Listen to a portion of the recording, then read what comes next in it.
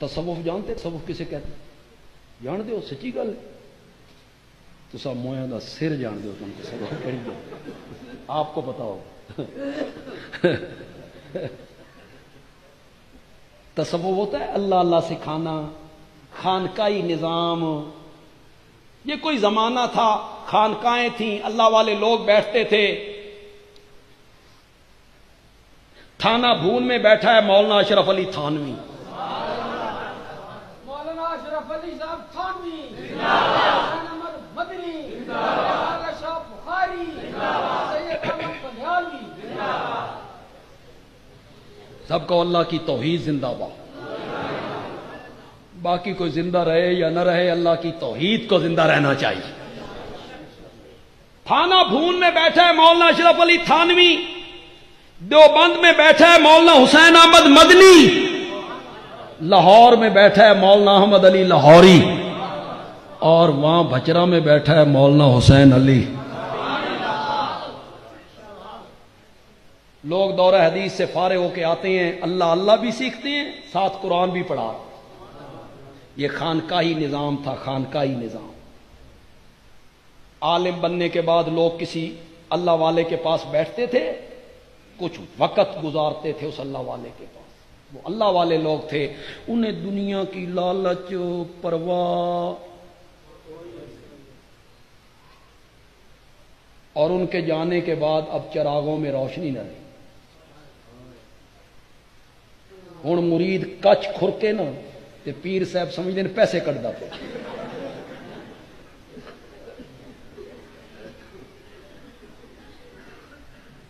لوگوں کی جیبوں پہ نظریں.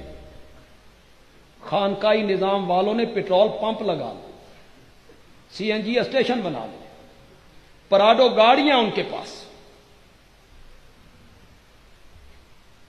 اللہ والے کا کیا کام ہے؟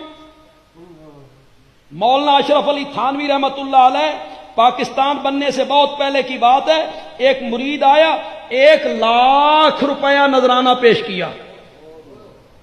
اس زمانے میں مرید، اس زمانے میں حضرت تھانوی صاحب کو کیا نذرانہ دیتے تھے؟ 2 پیسے، 1 پیسہ، 4 آنے. اب آپ کو کون سمجھائے یار کہ 4 آنوں کی بھی بڑی قدر تھی.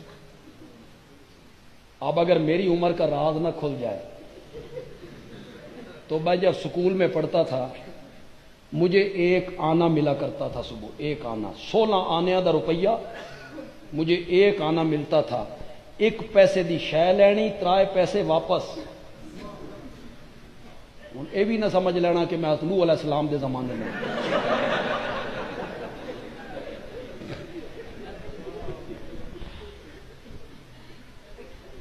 اس زمانے میں 1,00,000 روپیہ،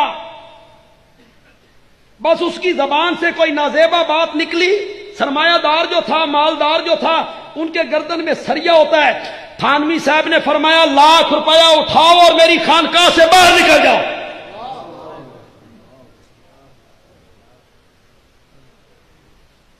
نہیں قبول کیا. وہ بھی دنیا دار تھا. دنیا داروں کو تکبر ہوتا ہے اپنی دولت پہ. وہ کہنے لگا حضرت پورے ہندوستان میں آپ کو 1,00,000 روپیہ دینے والا مرید نہیں ملے گا. آپ اٹھا رہے ہیں مجھے، آپ کو لوگ 4 آنے 1 آنا دیتے ہیں خانقاہ کے لیے، نہیں ملے گا. حضرت تھانوی بھی جلال میں تھے. حضرت تھانوی نے فرمایا نکل جاؤ اور ہندوستان کا چپا چپا چھان مارو، تجھے بھی 1,00,000 روپیہ واپس کرنے والا پیر نہیں ملے گا. نہیں ملے گا. جاؤ. اب تو یہ کاروبار بن گئے. گئے اللہ والے. اب زاغوں کے عقابوں کے نشیمن. یہ تو سمجھ آ گئی. زاغ کسے کہتے ہیں؟ زاغ کہتے ہیں کوے کو. شاہین کسے کہتی؟ عقاب. عقاب شاہین. علامہ اقبال کہتا ہے شاہینہ دی جگہ سی تے بہ گئے کون؟ زاغوں کے تصرف میں عقابوں کے نشے. فَخَلَفَ مِن بَعْدِهِمْ خَلْفٌ اضاعوا الصلاۃ واتبعوا الشہوات. قرآن کیسے فٹ آ رہا؟ خواہشات کی پیروی کرنے لگے. آپ میں سے کس کس نے حضرت شیخ القرآن سے دورہ پڑھا ہے؟ آپ نے پڑھا ہے؟ آپ نے بھی پڑھا ہے؟ آپ نے بھی پڑھا ہے؟ شیخ القرآن مولانا غلام اللہ خان، مولانا غلام اللہ خان، علامہ مدیانی صاحب.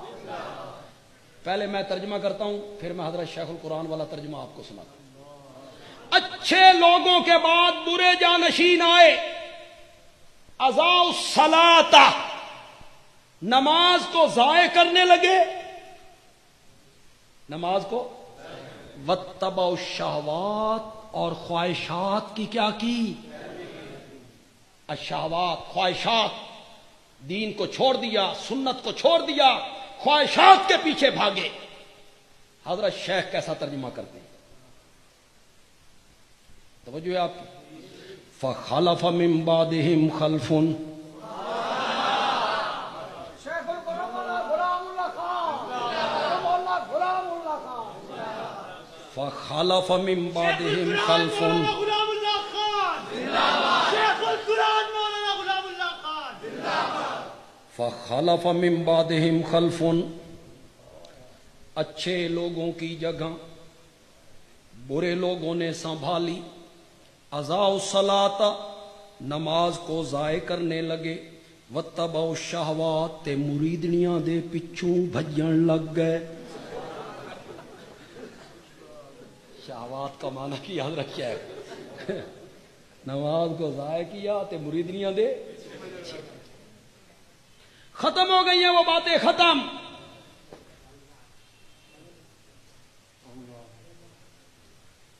اپنی زمینیں خود ہل چلاتا ہے،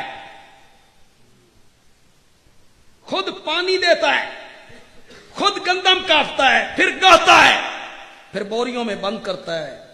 بوریوں میں بند کر کے گھر لاتا ہے. گھر والوں کو کہتا ہے چکی میں آٹا پیس کے طالب علموں کو کھلا دو.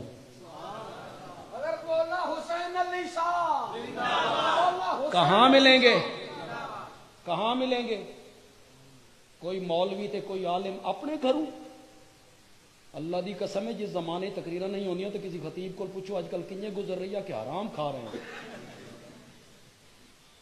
تو گھر سے کھانا حرام سمجھتے ہیں. یہ کھلا رہا ہے.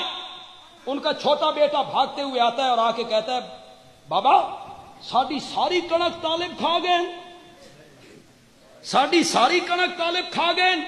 اور حضرت صاحب اس کے سر پہ ہاتھ پھیر کے کہتے ہیں اللہ راضی تھی وی سن اللہ دیندا وی تا انہاں دی وجہ تو پہ آئے نا.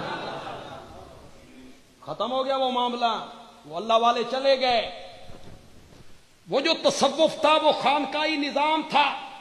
اللہ اللہ سکھانا تھا، لوگوں کا تزکیہ کرنا تھا. میں نے تصوف کی کتابیں پڑھی، میں نے دیکھا کہ تصوف کیا ہے. اس کے اندر میں داخل ہوا، پھر میں نے اسے بھاری پتھر سمجھا، چوم کے چھوڑ دیا. باہر نکل آیا میں. ان کتابوں میں میں نے ایک صوفی کا قول پڑھا، بس وہ مجھے پسند آ گیا. میرے مسلک کی ترجمانی کرتا تھا. تمہیں بھی سنا دوں. تمہیں پسند آئے تو ہاتھ کھڑا کر کے سبحان اللہ کہہ دیں. یہ نعت خانہ کوئی سبحان اللہ دا سٹاک تواڈے کول چھوڑیا.